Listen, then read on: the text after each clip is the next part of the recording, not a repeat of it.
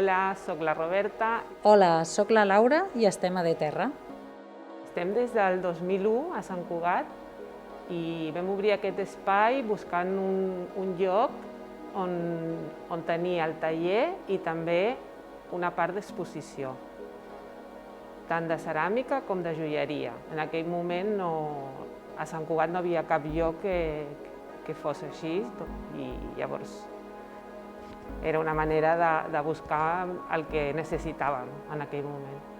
Quan vam començar, la idea era molt innovadora perquè ens adonem ara que era molt innovadora perquè tu ara veus espais que tothom vol ensenyar com es fa el pa i està l'obrador allà, com tenen els restaurants, cada vegada veus meus com cuinen. Nosaltres quan vam començar aquesta era la idea, d'ensenyar com nosaltres teníem el taller, com fèiem les coses, que estigués a la vista de tothom. De Terra és un espai de ceràmica i de joieria contemporània.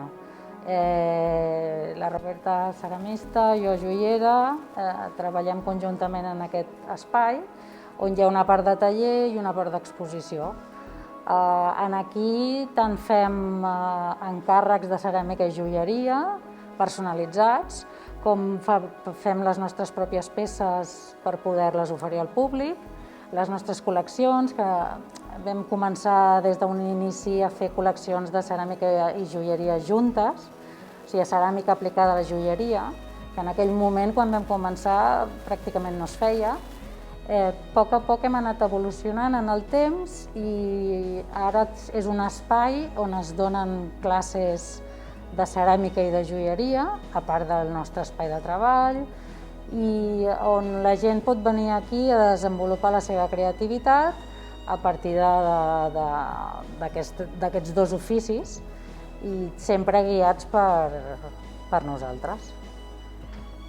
També tenim la part de botiga, hi ha una part oberta al públic, de fet tot és obert al públic, però hi ha una part oberta al públic que és de botiga, on es mostren peces que fem nosaltres com d'altres artistes i creatius.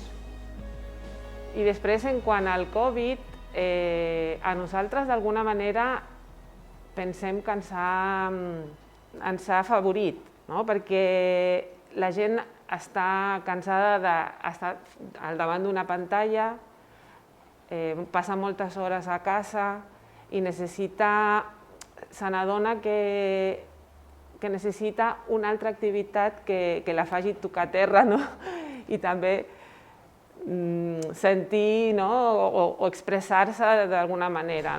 I això ens ha fet valorar aquest tipus d'activitats manuals que són molt expressives i també que t'evadeixen una mica de les situacions dolentes.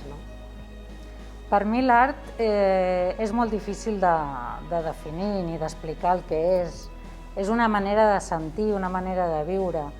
De l'art pots disfrutar de molts tipus d'art, no només el plàstic, sinó l'escènic, amb un poema et pots emocionar, amb una obra de teatre pots riure molt, i tot el que et faci generar sentiments, que poden ser positius o negatius, és art.